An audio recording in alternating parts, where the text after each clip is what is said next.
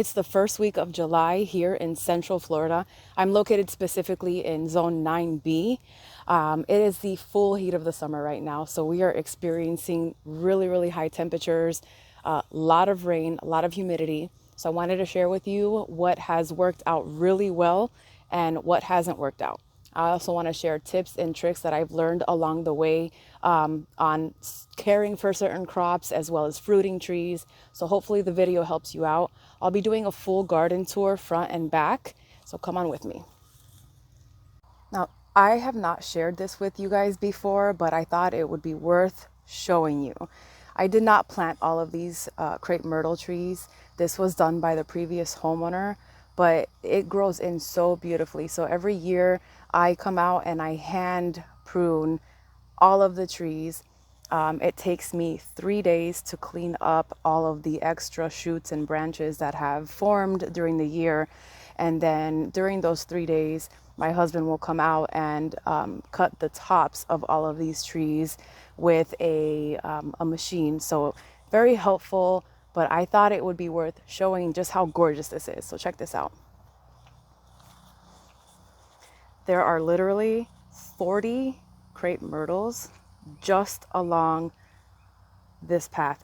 So I think the previous homeowner was intending, or the intention was to build a live wall or a live fence to block or to separate this home here from the neighbors. And it has worked out very well because we do get a significant amount of privacy, but it is just absolutely stunning. So I come out here at the end of the year and I will literally do all of this by hand. I will clean it all up, each individual tree. And then behind this gorgeosity here, I think this is called a Biscayne palm tree. Behind here, there are smaller crepe myrtles. I think I don't know, they haven't grown in very much. So I think this is a different variety. But man, that's a lot of crepe myrtle.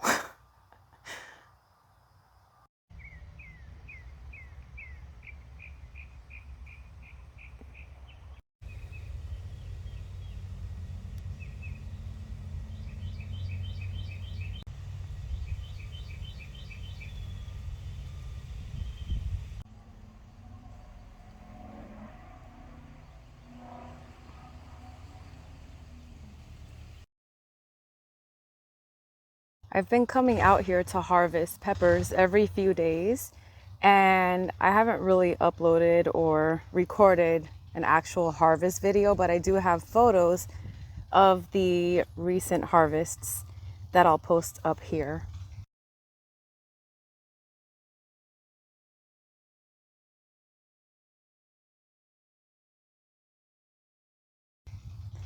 So I do have some red peppers that I need to harvest before they go bad. These seem to be mini bell peppers, which are nice. I got the seeds from a pack that had just like a variety of different color peppers in them. So I really didn't know what I was getting. And it was a nice surprise. I really like this a lot. We have some other peppers forming. I think these are just standard bell peppers. I'm not sure what these little crunchy ones are. I do know that I think they might be called Suave Numex, possibly. And we've got some larger bell peppers here that I have to harvest. So we'll be doing that now.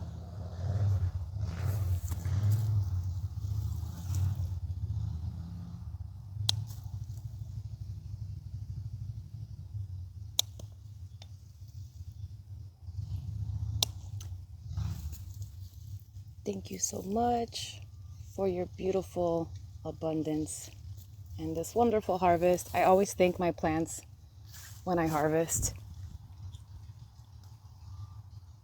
Our Mother Earth is so beautiful and so perfect. So this is what we have so far.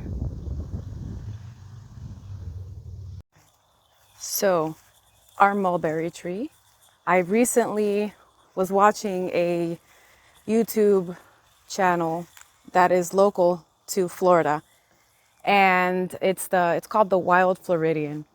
And she learned that in the Philippines they essentially not just prune but defoliate the mulberry trees for up to 4 times the harvest or the production, fruit production. And so I decided to give it a go. And less than a month ago, on June 21st, I believe, I defoliated and pruned all the branches. So I pruned back every branch halfway and then removed all the leaves from the entire plant.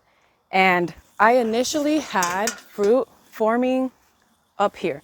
So maybe on like 2 or 3 branches is where I had fruit forming. Look at how fast their growth came back. I'm gonna throw a photo up here of what this looked like on June 21st when I defoliated. And now that this has grown back, I'm noticing there are fruit forming literally on almost every single branch. So I can definitely see where pruning and defoliating aggressively helps with the growth and production of these trees. And they're very resilient. They're super strong. They will come right back. And I can't wait to get a nice, good harvest from this one. I had 2 passion fruits growing on one of my arched trellises, but because one of the passion fruits are just so wildly, humongously big, I had to do something quick and I moved one of them here in this area. So although she looks like she's struggling a little bit, it looks like she's going to bounce right back. And I'm hoping that it grows along this fence line here, which I'm sure it will.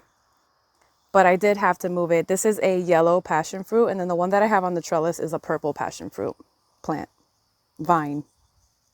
Here we have our acerola or Barbados cherry tree.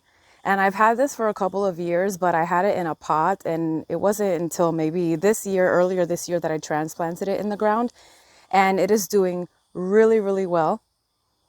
And I also had some papaya plants that I was growing in a container from seed. And I took the 3 best looking ones and I transplanted them. I'm actually just looking for a female. Normally I wouldn't plant them this close together, but if I do find that, I have a male and a female, I'll probably just remove the male because I already have a male papaya, and just leave the female because the female papaya plants are the ones that actually bear the fruit. In this patch, I have sweet potatoes. So I've got sweet potatoes in this big container back here. And then and like the vines just kind of sprawled out all over the place. And then I have actually sweet potatoes in ground. Over here, I have roselle, and I plan on making roselle tea, roselle jam, jellies, things like that once they establish. Over here, I've got a little pumpkin patch. I don't know how well these are going to do, but I did recently purchase new seeds, pumpkins that are specific or native to Florida. So I'm waiting for those to arrive. I'm actually going to be planting Seminole pumpkins here shortly. These are just, they're called sugar or small sugar pumpkins. We'll see how they do. Over here, I have an okra plant, and I have 3 more that I'll show you here shortly. Here is the other papaya plant that I grew from seed that kind of just outgrew or overgrew all of them. So I saved this one, I transplanted it. And this is the male papaya that I originally had. And then we've got the banana tree plant. They're technically not trees, these are plants. So you'll notice that I have fruit at the bottom rotting away, fruit and vegetables. So anything that fell off or didn't really grow very well, or like for instance, this watermelon prematurely fell off the vine, so it wasn't ready. So instead of composting it in my regular compost pile, I'm actually just composting in place, and as this breaks down, it'll provide nutrients to these plants here. So it's essentially free fertilizer. And then over here, this is wild. I have to actually remove some of this grass and kind of weed it. But the broccoli is definitely not supposed to be growing out here during this season. But because I planted it late, several months ago, it is what it is. I don't think an actual broccoli will form from here, but I'll use the leaves for, just to saute or as a, spinach substitute, whatever, for the greens. I've got the Swiss chard back there. It's a red chard, really, really pretty. And then I've got I had transplanted this recently, but these are raspberry. And I love the fruit. I specifically purchased this for the leaves though, because I want to preserve the leaves to have raspberry leaf tea and all that jazz. And here's some cinnamon basil that went to seed. So now turning this way, you can see the original passion fruit. So this is the purple passion fruit that I have, and it's kind of taking over the entire trellis. I planted it on one side thinking that it would just grow over one side, but it's actually trying to take over the whole thing. And I'm hoping that I have room for this loofah, which is the actual sponge. You can eat the vegetables almost like I heard it was like a squash substitute when they're green and young, but I don't plan on doing that. I plan on just letting the vegetable dry on the vine, and once they're dry, you can actually harvest them and process them and use them as an actual sponge. So I'll be using that for, to bathe ourselves, or, for the kitchen, to wash dishes as a natural sponge. This vine right here, I'm going to train it right now. It's just growing along this T-post, but I'm going to train it to grow up this side of the trellis. Hopefully they'll both play nice, because the passion fruit is trying to kind of take over, which I kind of figured. That's why I had to transplant the other passion fruit that I had here to the fence, because it was just way too much for all of these vines that aggressively grow. And then down here, this one is just growing and growing. I can't believe how large squash get, like the actual plant, if you just let it go. I mean, this is literally one seed. This is one plant, and it just keeps kind of like multiplying itself. It's just all over, which is nice. I have to prune it. They're susceptible to, I don't remember what it's called, but I'll put it up here, the wording. I forgot. It's some type of mold. So I have to remove these leaves here. I have to prune. I have to do a lot out here. And so this is what didn't work out. So the watermelons, I think it was because I was overhead watering. This is before the irrigation got installed. And so the ones that I initially had growing up the trellis didn't do too well, although I was able to harvest a couple, but they weren't really ready. So I actually have not been able to enjoy any watermelon yet from here, but I did notice that the vines started growing again, but along the floor. So I'm not going to train this up the trellis. What I'm going to do is remove, this is about 5 plants right here. So I think this one down here is just one vine. I have to kind of follow the vine, but I'm going to let it go and just let it hang out down there. But what I'm going to do is I'm going to remove the dead ones here along the trellis, and I'm going to replace them with Everglades tomatoes, which are a really good tomato for Florida, especially out here, native to Florida. And they are indeterminate tomatoes, so they'll just continue growing, and it's a really good option for our climate, our temperatures out here. So I'll just kind of clean this up once I get those seeds. And I actually get my seeds now from a local company called the Urban Harvest. They're out here in Florida, and she's got some really good native plants, native seeds. So highly recommend, especially if you're out here in Florida, to check her out. It's the urbanharvest.com. Over here is the zucchini. I've got some bush beans back here, different varieties of beans. Have my rosemary and thyme. And then back here, this is where I had my tomatoes before. I had larger variety of tomatoes called beefsteak, which just, they weren't doing too good out here. So I removed those plants, and in place I planted okra. I've got basil still going strong, parsley that I harvested a whole bunch of the other day, and I hung them up in my house and I'm drying them. Got this enormous eggplant that I don't even know if I can harvest anymore or use, because I'm not sure. I'll have to see. So over here we have poblano peppers, and these are really good because you can essentially, any pepper you can harvest at any time for different heat levels. But this one specifically, like most of them are green. I harvested a lot of them while they were green, but then if you let it go, this is what happens. So they turn red, and I think this is technically ancho peppers. So it goes from poblano to ancho, I think. And when they're red like this, they're spicier than if you were to eat them green. So I've had a lot of fun playing around with those peppers and using them in my cooking. It's been really cool. And over here we've got the flowers, and I still have more I have more calendula or calendula, however you want to pronounce it, growing here. And then I've got zinnias here. So yeah, along this line here, I've wanted to just plant flowers because not only are they beautiful, but some are medicinal and some deter or repel pests. I've got the grape tomatoes that are, the reason why see the powder is because I had recently applied diatomaceous earth to the plants since I had a lot of pest pressure. So I'm going to go ahead and hose this down before the pollinators come out, and definitely don't want to hurt the pollinators like the bees and the butterflies, but I did not want the pests to overtake the plants. So this will get a nice hose down here shortly. And then inside here, my container garden, I harvested, like I said, a lot of peppers recently, but I still have more. I've got jalapenos here. I've got, it's called dattel habanero peppers. This is native to Florida.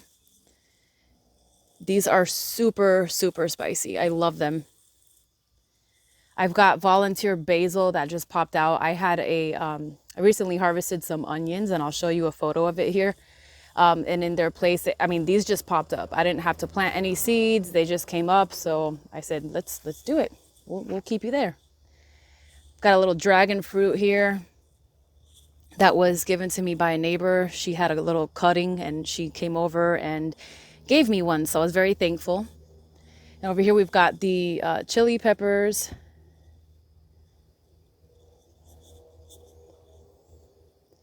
And then back here, two pineapples. So I have another pineapple that I purchased from the store. I saved the top, and I will go ahead and plant that one here so that I can have 3 of them.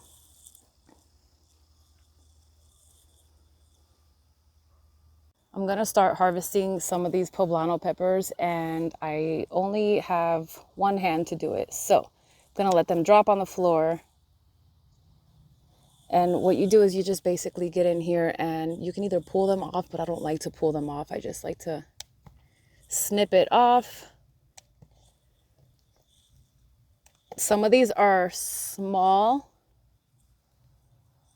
and I think some of this has to do with just how hot it gets out here, so they ripen a lot faster. But I'll add these peppers to my little harvest basket. And so I noticed they go from a green to a purple to a nice bright fiery red. And again, you can harvest it at any time. You'll just get different heat levels. So jalapenos, same thing. They go from green to purple to red. So green being the most mild, purple is a little hotter, and then red being fiery. I don't know if you've ever seen red jalapenos, but the photo that I showed earlier, I have a few red jalapenos, and they are fiery. Really, really, really good.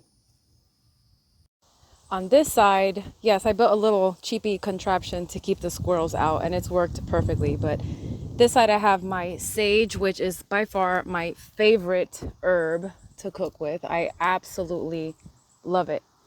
I cook this up in some butter, so I'll brown the butter with the sage, and the sage gets really crispy. So it's like a brown butter sage sauce that you can pour over pasta or gnocchi, and it is divine. Got some green onions that I just kind of let go, and you can actually see like the little onion bulbs starting to form down there. It's pretty cool. Yeah, if I can get in there. Kale, my calendula, mint, some more parsley, and these are, what are they? Mini red bell peppers. We've got the blueberries over here, and back on this side, the Meyer lemon. Now in the front of the house, I have some more things growing. I've got, because we have really good morning sun back here and then afternoon shade. And so since these plants are pretty small, they do really, really good like this. I don't like fry them or burn them. So in here, we've got some stevia, which is delicious. Every once in a while, I'll pull some leaves and just chew them. They're just so good. But I'm waiting for this to grow a lot larger so that I can process this into stevia powder or liquid stevia. And then over here, we've got some more flowers forming. So more marigolds and zinnias, some sage cuttings. They're struggling a little bit, but I had just recently transplanted them, so they're kind of getting used to, I'm hardening them off with the sun little by little. Fennel that just never did anything with itself. I think it's just too hot for it out here. Cinnamon basil, catnip. This came in with a multi-seed mix that I purchased, so I wouldn't normally just go out and buy catnip, but since they were in the packet, I went ahead and planted them. Dandelion, which grows prolific out here as a weed, but I wanted to intentionally grow more because I like to use the roots and the leaves and the flowers for medicinal purposes. Lemon balm, another variety of basil called large leaf basil or Italian large leaf. So I have cinnamon basil, your standard basil, I don't know what it's called, and then this Italian large leaf basil. And then over here we have echinacea. Here are the onions that I recently harvested, and they are very small, but still delicious. I think, again, because of the heat, they just didn't allow the onions to form very large, but I'm okay with that. This year, I'll plant them much earlier in the fall, and hopefully by late spring, early summer next year, we'll get much larger bulbs. So I talked about pineapple earlier, and I showed you the two pineapples that I had growing, and this one here is I just pulled the top off from a pineapple that I bought at the store. And what you do to plant this is you take off the bottom leaves until you expose roots. And if you can see right here, those are roots. So you just pull off these bottom few sets of leaves, and then you stick this in some soil, keep it watered, and in a few weeks you'll start to see new shoots forming like what you saw outside, and you'll have a brand new pineapple plant. So that's what I'm going to do with this one. And look at these cool beans. These are part of the beans that I'm growing outside, the bush beans. This is a variety called Orca, and I just find them so intriguing. I harvested a few just to show you.